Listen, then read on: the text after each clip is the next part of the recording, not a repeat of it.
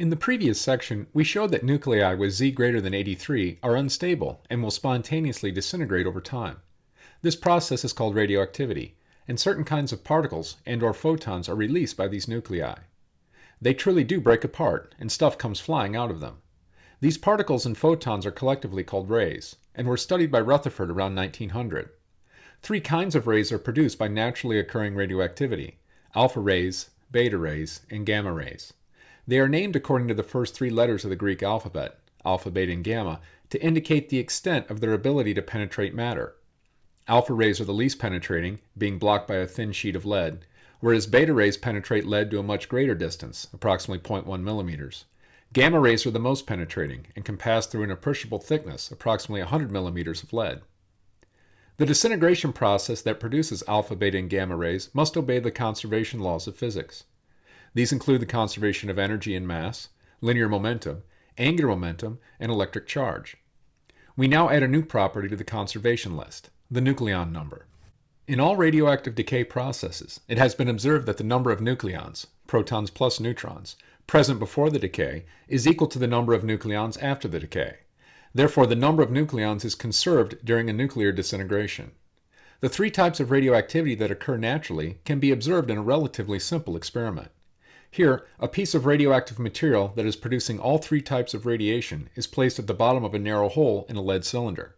A magnetic field is directed perpendicular to the plane of the paper, and a photographic plate is positioned to the right of the hole. Three spots appear on the developed plate, which are associated with the radioactivity of the nuclei in the material.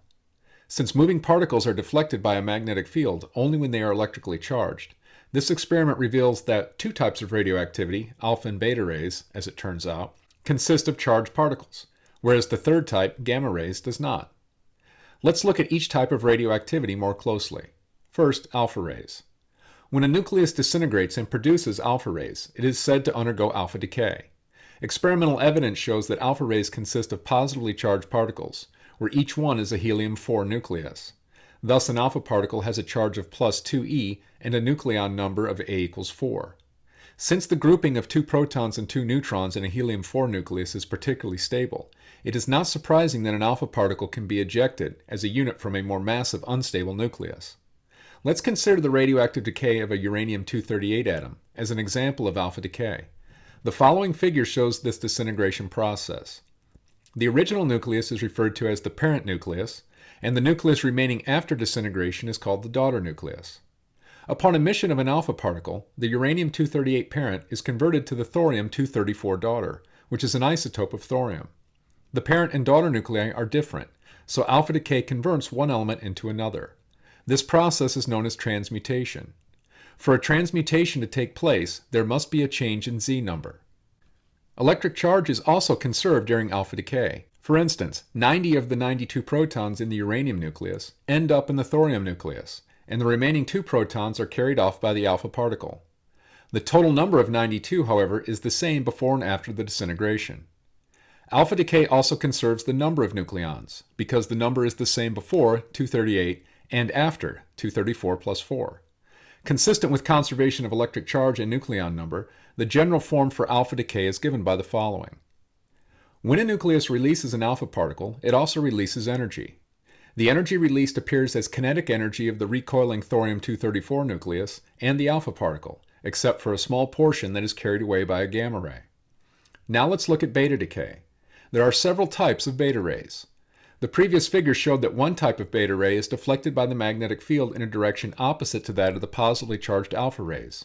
Consequently, these beta rays are the most common kind, known as beta-minus particles, and experiment shows them to be electrons. As an illustration of beta-minus decay, consider the thorium-234 nucleus, which decays by emitting a beta-minus particle as shown in the figure. Beta-minus decay, like alpha decay, causes a transmutation of one element into another. In this case, thorium-234 with Z equals 90 is converted into protactinium-234 with Z equals 91. The law of conservation of charge is obeyed, since the net number of positive charges is the same before and after the beta-minus emission. The law of conservation of nucleon number is also obeyed, since the nucleon number remains at A equals 234. The general form of beta-minus decay is given by the following. So where does the electron emitted in beta-minus decay come from? It does not actually exist within the parent nucleus and is not one of the orbital electrons. Instead, the electron is created when a neutron decays into a proton and an electron. This is why the proton number of the parent nucleus increases from Z to Z plus 1, and the nucleon number remains unchanged. The newly created electron is usually fast-moving and escapes from the atom, leaving behind an atom with a net positive charge. Another type of beta decay that occurs less often is when the particle emitted by an unstable nucleus is a positron rather than an electron. A positron, also called a beta plus particle, has the same mass as an electron but carries a charge of plus e instead of minus e.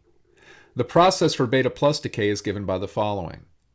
Like beta minus decay, the emitted positron does not exist within the nucleus either, but rather is created when a nuclear proton is transformed into a neutron. In the process, the proton number of the parent nucleus decreases from Z to Z minus 1, and the nucleon number remains the same. As with beta minus decay, the laws of conservation of charge and nucleon number are obeyed, and there is a transmutation of one element into another. Finally, we just want to mention a third type of beta decay called electron capture, or K-capture. Here, the nucleus pulls in, or captures, one of the orbital electrons. The electron that is captured normally comes from the innermost shell, or K-shell, hence the name K-capture.